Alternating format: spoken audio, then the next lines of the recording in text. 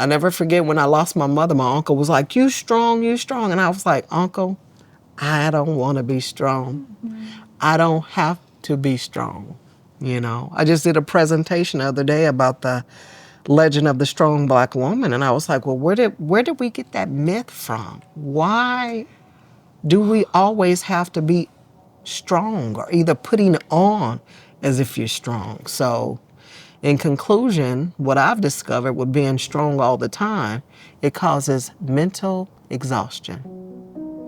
Today's Into Healing guest is Javelin Hardy, a Reiki and Vibrational Sound Therapy practitioner, yoga instructor, former social worker, and author of several autobiographical books on healing. This is Into Healing, and I'm your host, Mira Kaddoura. Hi, Javelin. Hello. How are you? I'm well, and you? I'm good. Good. I wanted to start by you telling us who you are and what's your healing journey been like? So my name is Javelin Hardy. Family calls me Mama J, M-A-M-A-J. And I'm originally from a small town in Minden, Louisiana. I'm up north. So I'm close to Shreveport and Bossier, if you know anything about Louisiana. And as a little girl, I used to write a lot. So I kept all of my journals that I collaborated into some books. And writing was my escape. Growing up in a small town, we had various things going on. I grew up, unfortunately, in the 80s when the crack cocaine epidemic really hit our neighborhood and family members really, really hard. And writing was my escape from a lot of traumas that were going on in the household as well as in the neighborhood. So what's your healing journey been like? I went back to college and majored in social work. And the reason why I returned back to college is to try to understand my family and unpack some things that happened from father going to war, his father going to war, various different types of life and trauma histories in the family. So I took that to unpack what it is that I didn't want to repeat, and how can I myself, especially as a young mom, I had my oldest at 18, and I had some things that I never addressed as a little girl. So I'm a survivor of childhood abuse and trauma. And those are some things that I had needed to work on. So through the years, I just started finding just the courage to go to counseling and having the courage to actually find somebody to trust to tell my story to. So over the years, I've done counseling, and then I fell in love with yoga. Yoga is all for me, mind, body, and spirit. Just learning how to quiet my thoughts, challenge my thoughts, and regulate, what I was feeling, if I had any type of triggers or anxiety, and learning how to ground myself. Unfortunately, I lost my mother in 2012, and I had issues with all the stages, if you want to say the shock, the denial, the depression, the anger. And I have I had never experienced sleep apnea or anxiety, and I had all those things going on because I've never experienced that level of grief. And somebody was talking to me about Reiki, and I said, what is that, And they said, some energy healing work that you and the practitioner do together to bring yourself to just a level of what we call a reset. So had my first Reiki experience, and the next thing you know, I'm taking classes to be a practitioner. So now I practice Reiki. Also, over COVID, became a yoga instructor. So I started learning, and not only that, practicing and helping others heal from the things that I share life experiences with them. The sound bowls took it to a whole nother level. So the Reiki practitioner had asked me, was I interested in doing vibrational sound bowl therapy? And I was like, well, what is that? And he was like, well, we play these huge Tibetan bowls on your body, and frequency is shifted through that first strike, and it helps you reset and reground yourself. So between the writing, the yoga, the Reiki, and the sound bowl therapy, that's my practice. That's my daily practice. and I've used that to heal. And now I'm at a place where I'm trying to support others on their healing journey. Beautiful. Thank you. So what is Reiki? Reiki. How would you explain it to You people? know what? You know, I always say, I describe almost like a ball of fire to me, because keep in mind, our body, I always say to my clients, our body is like a freeway, okay? We have all kind of energy moving in and out. Some of it's good energy, some of it's energy that's gotten trapped over the years, over time, in our chakras, where basically we have a blockage, you know, and a blockage can come from something I expressed earlier: shock, grief, car accident, health issues, just life in general.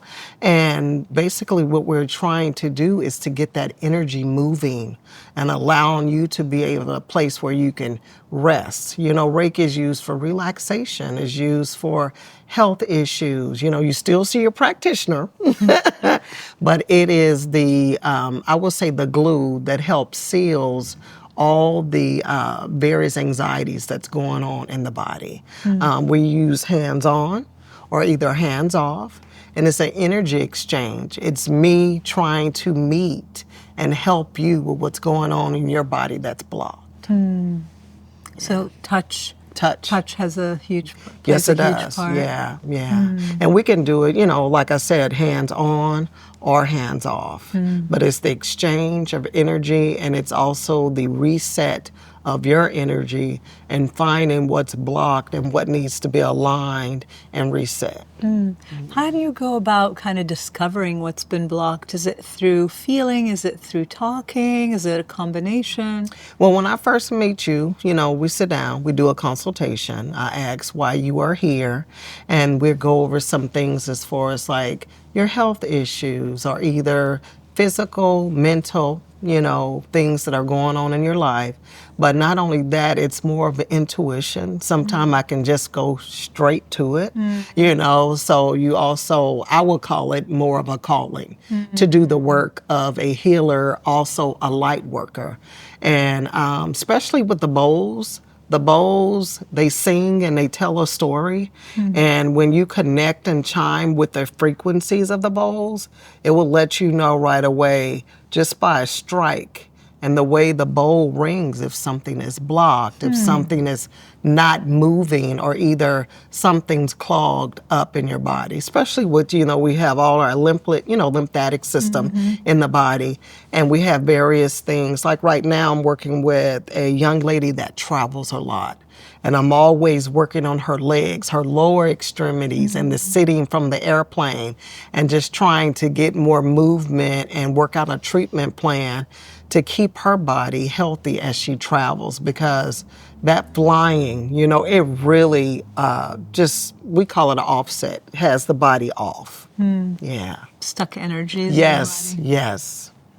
Yeah, congested, blockages. Yeah.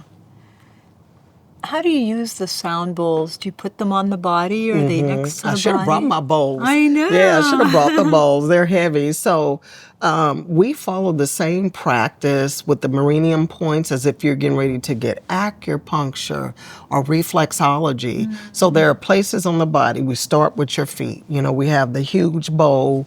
We strike it. We allow it to ring, you know, 2 to 3 minutes. And then we have little stoppers that we're able to put in the bowls, and I'm able to place the bowl on your foot and strike the frequency on your foot. So all the meridian points, all the energy points that are connected throughout your body are the points that we're actually connecting with. You know, because just like I said, our body is just I can always think of freeway, you know, because it's all the energy, it's all the things that are moving around, the parts from the inside of the body that you can't even see, you know, especially if you have an injury or a broken arm, and just trying to get those nerves and those muscles to get back strong and reconnected to be able to have full movement in your body.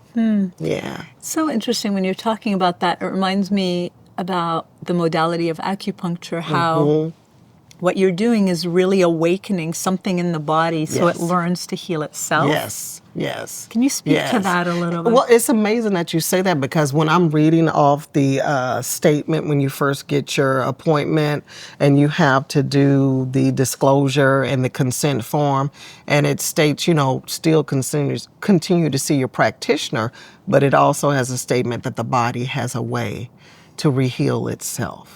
And basically what we're doing is trying to disrupt and awaken that area, I would say, for the area that's either asleep or that's clogged up or either congested. We're trying to get movement going. And with that strike, you're moving cells, you're moving muscles, oxygen as well. A lot of breath work is done while you're on the table. I'm constantly reminding you to take a nice deep inhale, and hold it, but then make sure you're coming to a natural breathing state in your body.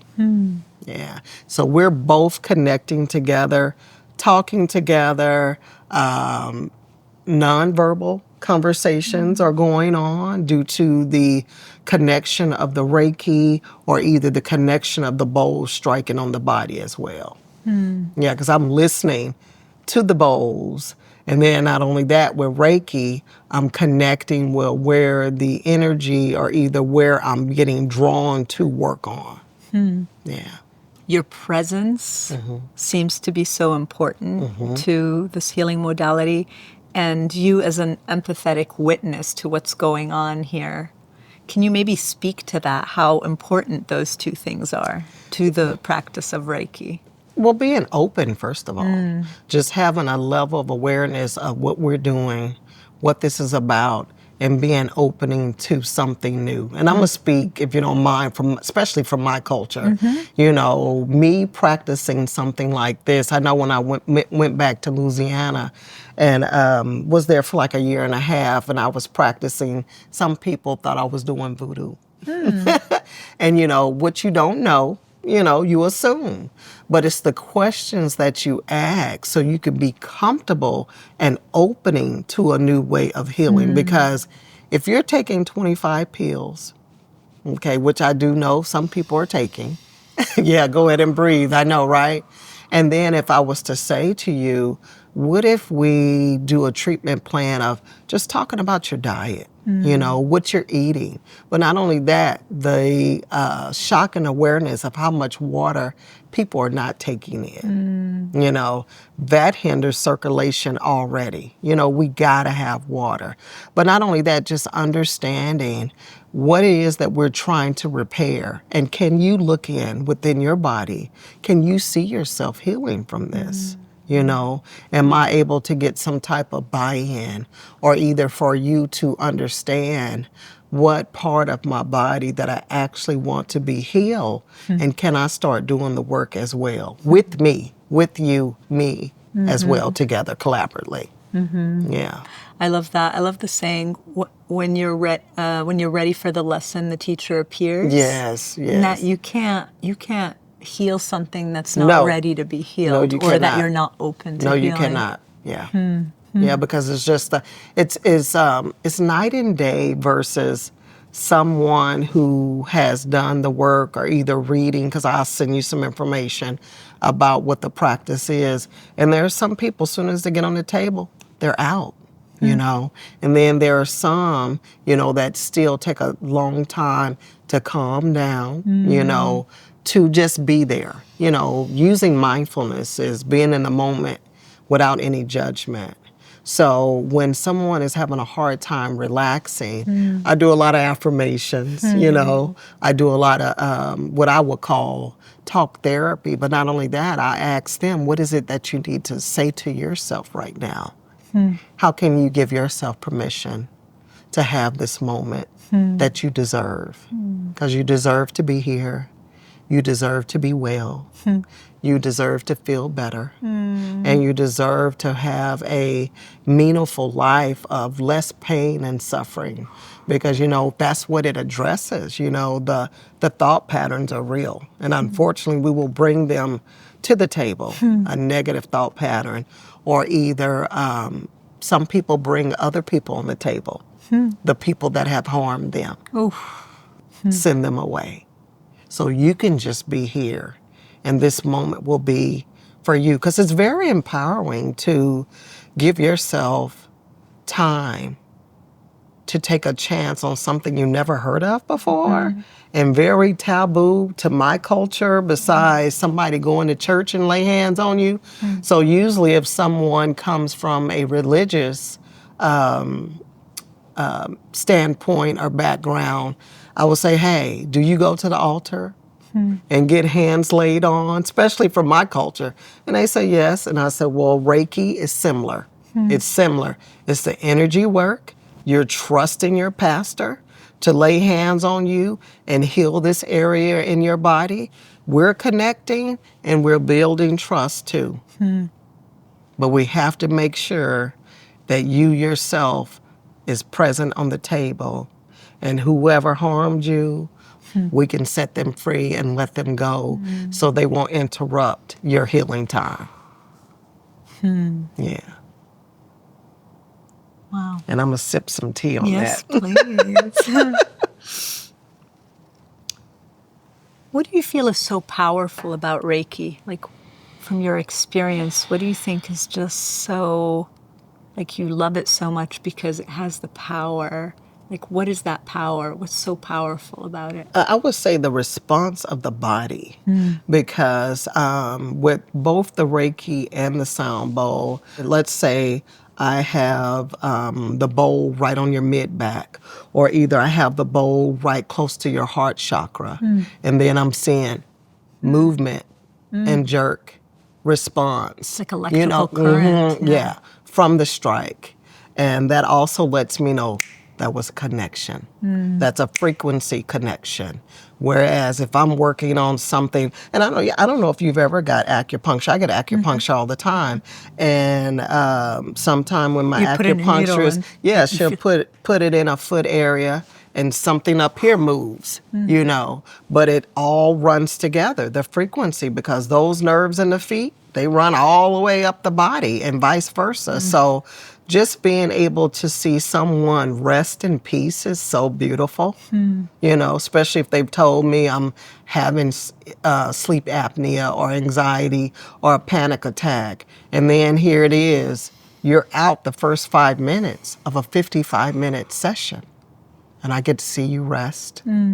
I get to see you receive the treatment. And I get to see you, what we call the reset, when you get ready to get up off the table.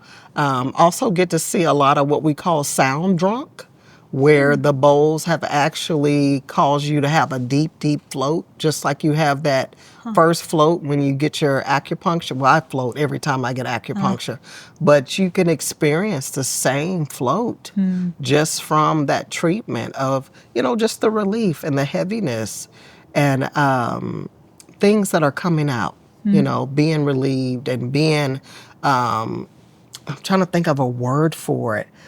Because basically what I'm doing is unblocking those things that were blocked, but I can also see that light on you from the beginning where it was heaviness, but now I'm able to actually see some light in your face and in your body, if that makes sense. It's almost like you come alive. Yeah.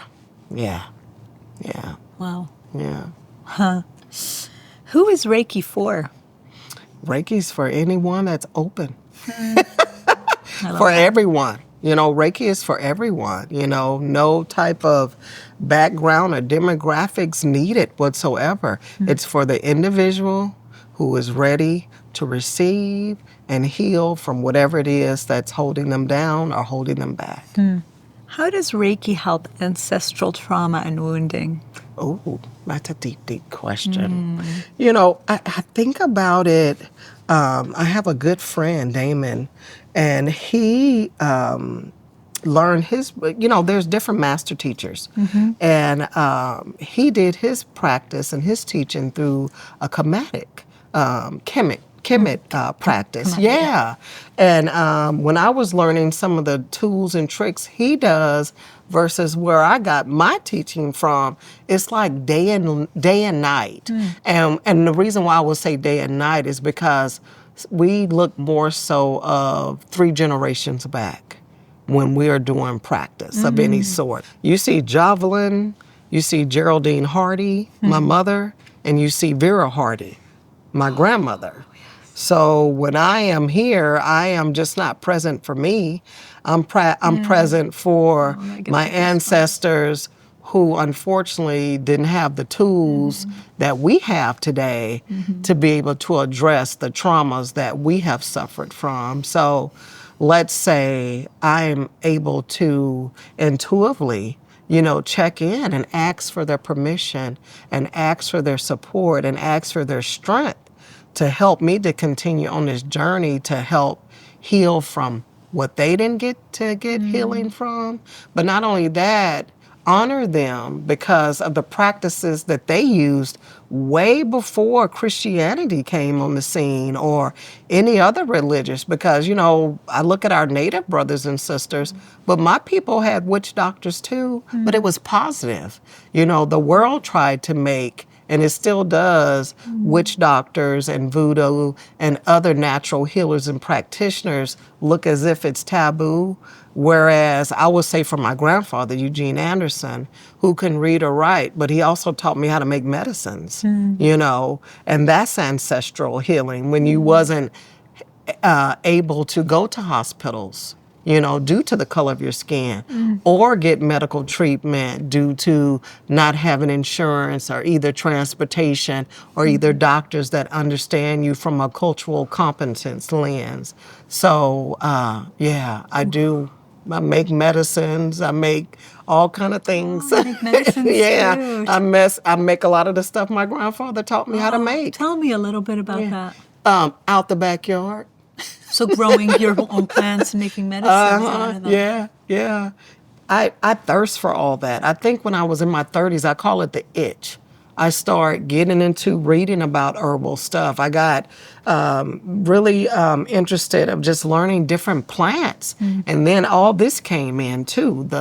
Learning the yoga, you're learning the Reiki, you're learning the sound bowl therapy. I think I just touched the tip of the iceberg. I think I will be able to go deeper after I retire next year. Tell me about that. Tell me about where you want to go after you retire. When I retire, just practicing mostly full-time, more of the holistic practice. Yeah, working for me when I want to. And then traveling and then learning other cultures, their various ways of healing and seeing what we have similar, which I've already saw a lot of the practice, especially with our native brothers and sisters, similar practice, especially with the medicine. Yeah. So I know we talked about vibrational sound therapy and how it works with Reiki. Is there anything we didn't cover about how they work together? Well, I will say I've had somebody book a Reiki appointment and a sound bowl appointment together, and I always ask them, "Are you driving or are you going to take an Uber?" And she said, "Well, I'm going to drive." And I said, "Well, due to the fact that this is your first appointment and you're getting a 2-in-1, I would encourage you to take an Uber." So when we completed her session, because keep in mind, 55 and 55, that's what? Almost over doing 2 hours, of treatment. And it's a lot of movement, and in this person's case, they lost a loved one. So they were coming for some grief work, and we carry that, we carry all that grief in our body, just the heaviness and the depression, unfortunately, that this person was struggling with. So we worked on that, in the first conversation. And the questions that I asked is, tell me why you're here. And she said, my heart is hurting. So that's the focal, point. And then not only that, that's the root of the problem as far as like heart work. And as we know, if the heart is hurting, the entire body's hurting, So how can we go there and how can we pretty much meet each other at a equal point? And I keep looking at your chest for all kinds of reasons, but to just, how can we start back bringing some love and some comfort and some acceptance, which it takes a very long time just to even be able to accept that person is no longer with us. but they're in the heart. They're here. So the next question was like, do you think you can connect with them? And that's an ancestral point. You know, connect with them on the table. But not only that, what's the greatest thing that they taught you that you want to continue to do? The legacies that you want to continue to live and move on. And all this is going on the table, you know? So that'll be the end of the conversation. And then I said, well, let's begin the practice. Let's begin the work together. So, yeah, it's very deep. It's very relaxing, but it's very personal when you go in. And if you allow yourself to go in, it reminds me also of like doing shadow work with Reiki and with the bowl, you know, because I'm going inward and I'm having to look inside of some things that I may have put away on the wayside, and then B, I don't know where to start. And I need some supports and someone that I can trust to help me start working on my mind, body, and spirit. Because with the Reiki and the bowls, we are working on all three. You know, that mind, how can I quiet it? Especially when it's a lot of chatter going on, especially if it's a lot of negative chatter going on. You know, what can I tell myself? How can I monitor my breath? How can I get back to feeling like I'm in my body? Because, you know, with trauma, you feel like you're outside of your body. So if I'm in fight, flight, and I'm freezing, or either I'm triggered and activated all day, how can I just get the frequencies to quiet some of all that vibration, but the negative, toxic tide of vibration going on in your body? How can I quiet that down? Then how does that end up influencing your spirit? You know, let's say that you never felt as if you had power over anything. This is your body, this is your time, and this is your moment to use it as you see fit.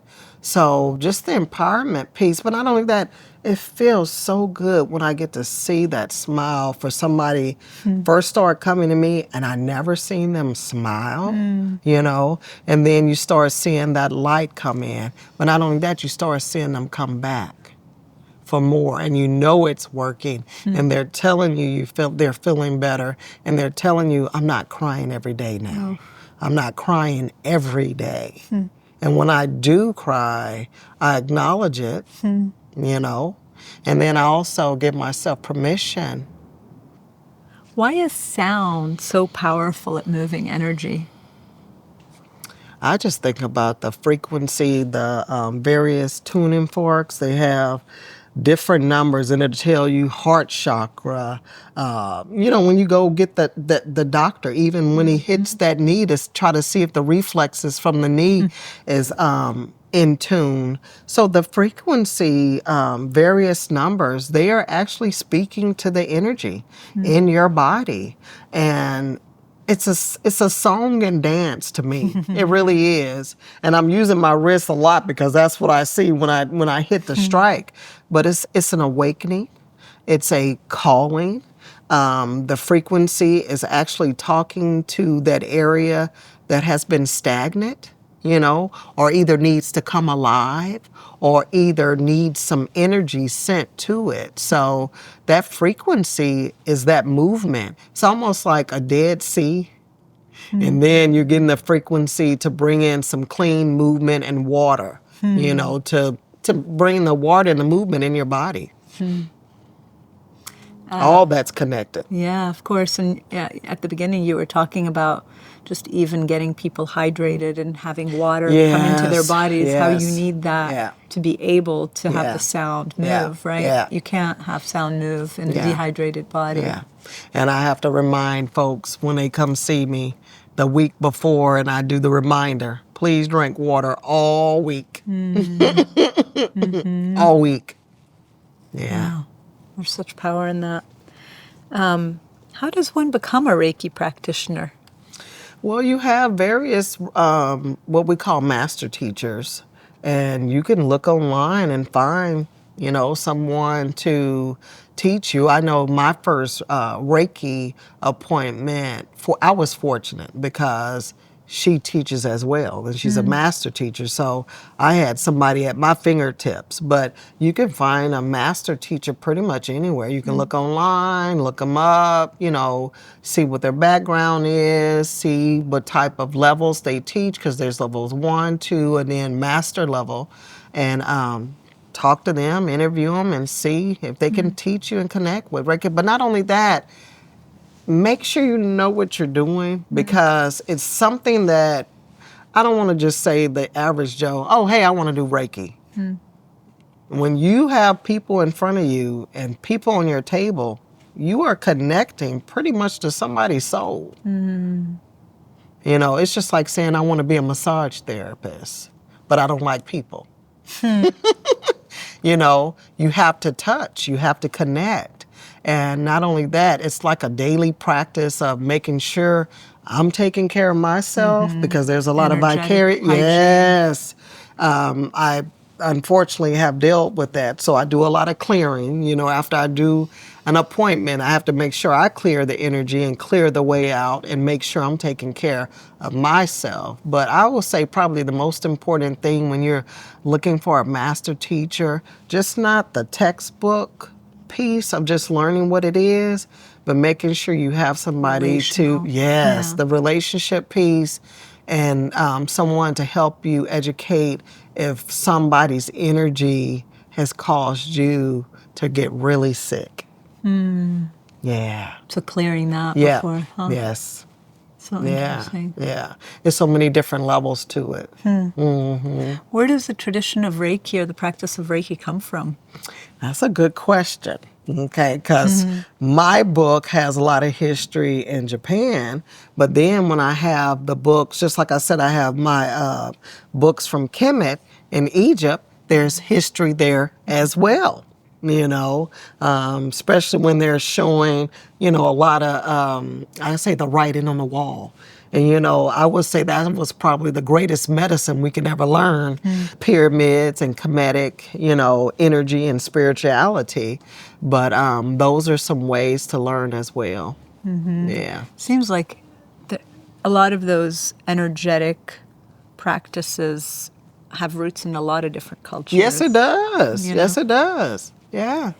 Yeah. And every culture has a different way to heal, because we're not all the same. But then sometime you will find like I would say the meeting on the mind or on the road, you could see halfway that some of your practices is similar to mine, and you have a different word than we do. And it's the same, healing modality or either technique to actually get somebody better. Yeah, especially the acupuncture, the reflexology, and just looking in various books, especially in Egypt, and the Kemetic practices. And I'm looking at the hand movements. I'm looking at the way they laid hands on their patients when they were treating them. And, they were embalming people centuries ago before we even found out what that was about. So, yeah. Yeah, it seems like that's how we've made it through. Yes. By caring for people. Yes. Huh. How does our mindset keep us sick? Oh, you have some good questions. Well, I will say probably the most powerful thing is if you're believing something that's not true. Yeah. And in the words of Byron Katie, is that true? One of the most profound authors that I've ever found in my life. Matter of fact, I was doing my internship with Avell Gorley Center for Healing, which is a counseling center. And I had a supervisor refer me to Byron Katie's books, Loving What Is. And in one of her books, she has you just three questions that you ask yourself. And the main one, the first one, she asked you, is this true?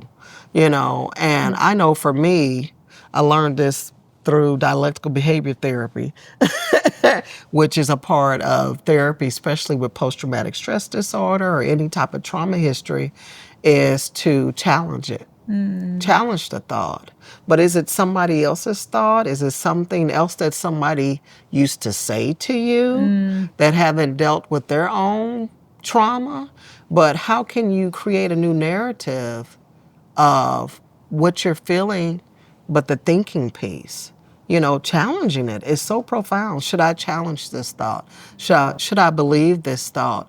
Or either is it a period and I need to add more to it? Let's say due to the fact that you were married for 50 years or 30 years and you don't think you will ever love again, and you say to yourself, will I ever be loved? Or either nobody will love me. Well, is that true? Or is that something that just happened right then? And you have created that thought process based on pain, based on trauma, based through a life event. So if it's because of this current situation, I will say I feel this way right now.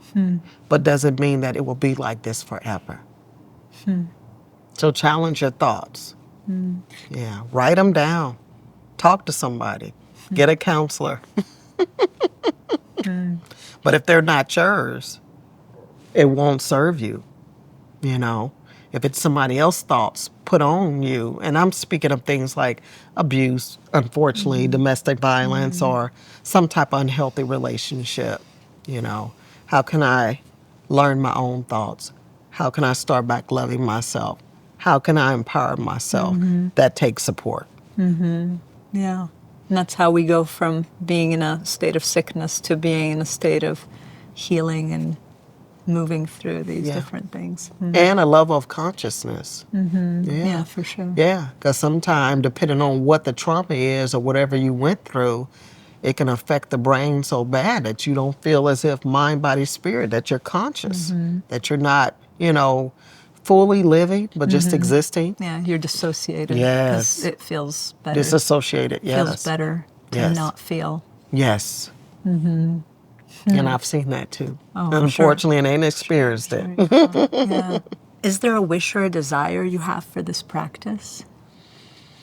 To have my own wellness center in the near future. Yeah, it's not too late. I don't think retirement is my all end all. I feel as if there's another Chapter? Yes, I really do. More writing, more healing, more educating, especially my culture on various ways to heal so they won't stay so stuck and won't be so resistant due to the history and the things that were done to us, from people testing on us and experiencing on us, but just trying to remove that trauma, because I would say this generation here, I have two sons, they're 34 and 31, and I'll say their generation, they do yoga, they write, they go to counseling, they're into the current ways of healing.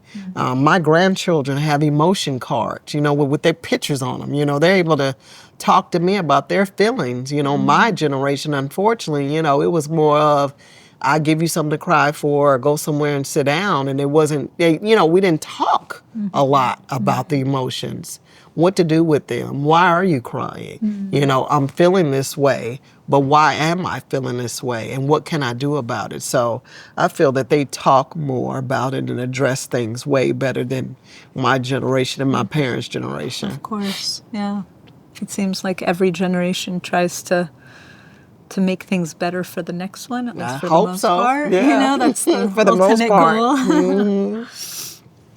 Do you feel there's anything else that you feel called to share? I know you're an author and a poet. Yeah. Maybe you want to share some of that with us. Yeah, I can. Or maybe anything else that you feel we haven't really covered of, your love for this practice or,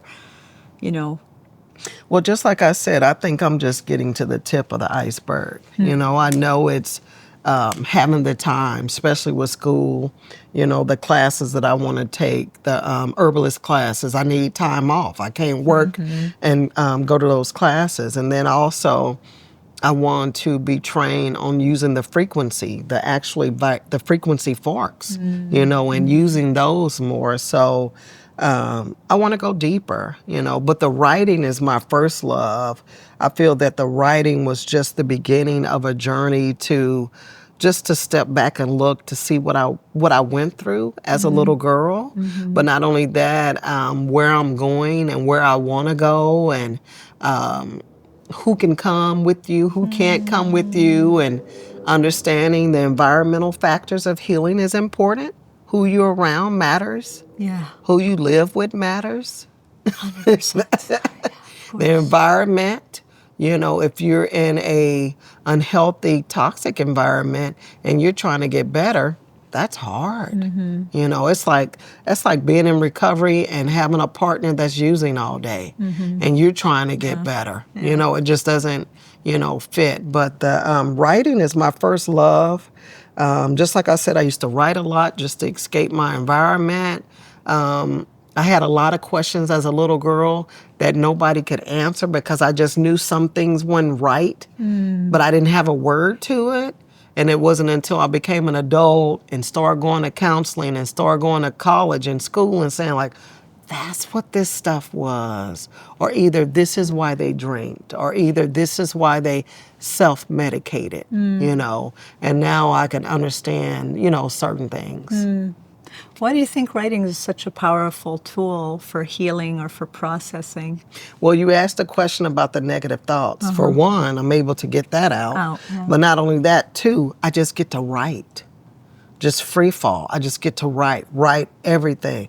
How I'm feeling, how somebody made me feel, what I want to do, where I want to go. I'm in my own world. I'm only here. I'm the only one that exists during this time of writing. And it's empowering for me because I own this. No matter who or what did anything to me, when I write, that's all mine. It's for me. It's for my journey. It's for me to practice. But not only that, it gives me a roadmap of where I want to go with other things I want to address that I've yet to get to. Yeah, because I've been working all my life. Work. Would you like to share some of your I sure will. I sure will.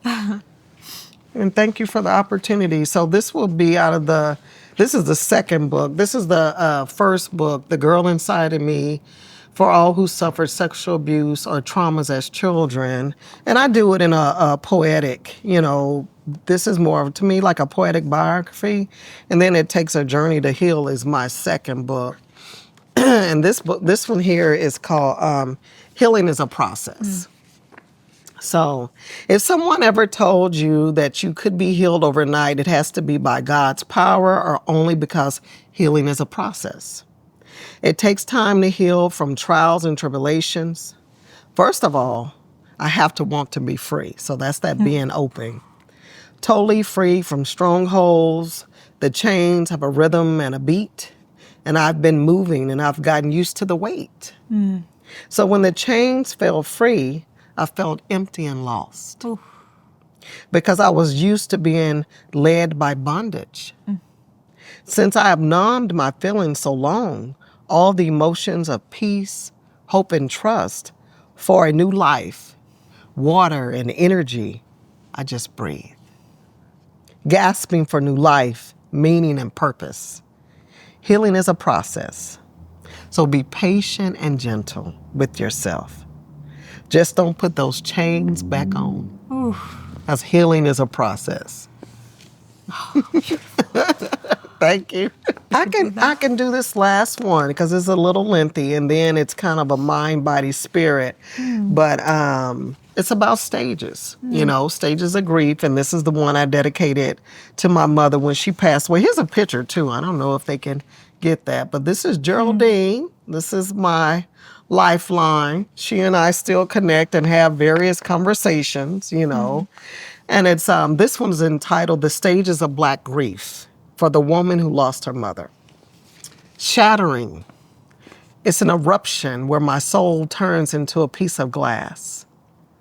I see the broken pieces of me shattered to the ground.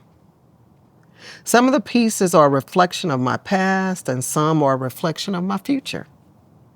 Some pieces of the glass shimmer like gold. Other pieces are dull but sharp. If you touch them, you will cut your hand, shattering. Deaf, no sound. I wish I could hear what you're saying. The sad news and pain has caused temporary hearing loss. Most of the sounds are muzzled, and I see mouths moving.